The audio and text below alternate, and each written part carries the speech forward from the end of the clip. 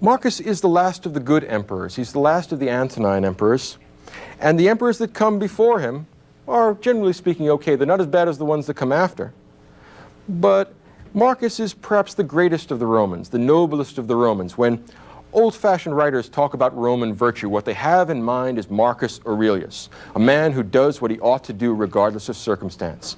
Tough Roman virtue. He's not afraid of being dead. He's not afraid of being in pain. He's not afraid of having people laugh at him. He's only afraid of doing what's wrong. He's only afraid of making chaos of his soul. Why? Because his soul is the only thing he's completely in control of. It's the only thing he's responsible for. And the rest of it is a matter of indifference to him. He'll certainly try and perform his function as emperor in the best way he possibly can.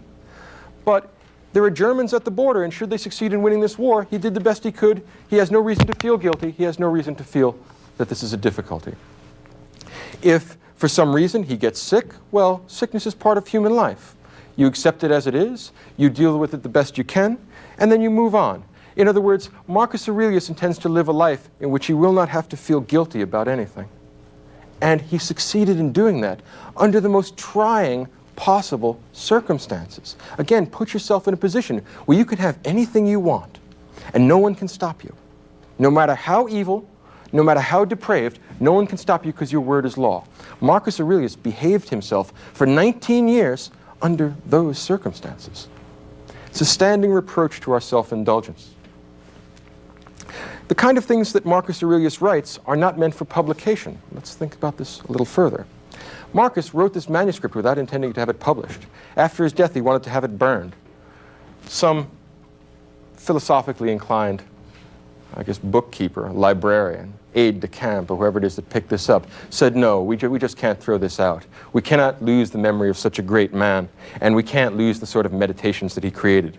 He wrote a book called The Meditations, and it's a book to himself that's not intended to be published. What sort of a man writes a book to himself?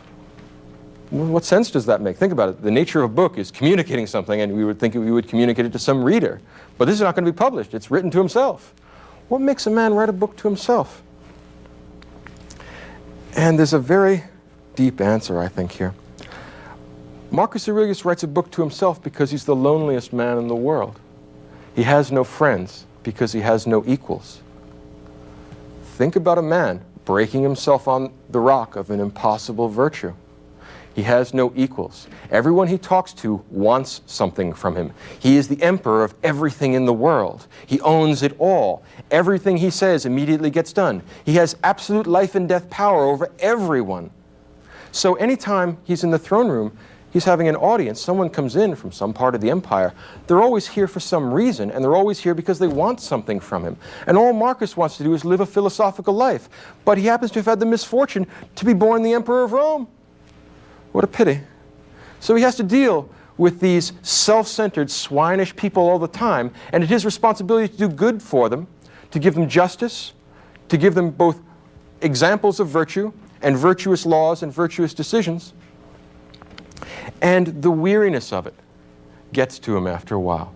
The book that he's written, The Meditations, is shot through with a kind of philosophical melancholy that is extremely moving, despite the Stoic content of what he's saying. In other words, oddly enough, there are very few books in the world which generate more pathos, which create more of a sense of pity for a person reading this than this book. He's writing a book to himself because he has no one else to talk to. And what kind of things does he write in the book? Moral maxims. I mean, he has 2 or 3 ideas. It's about 100-odd pages, but he says essentially the same thing again and again and again. Why? He has nobody to talk to, so that limits the scope of his conversations. And he's constantly trying to remind himself that, look, although the people you're dealing with are corrupt, evil, and depraved, it's your job not to get angry with them, but to try and teach them and morally improve them. If you can't morally improve them, at least put up with them, because the gods have created us social animals, and it is part of the mark, or it is the mark of a philosophical man, that he should return benefits for harm, because those that would harm other people do not live the philosophical life.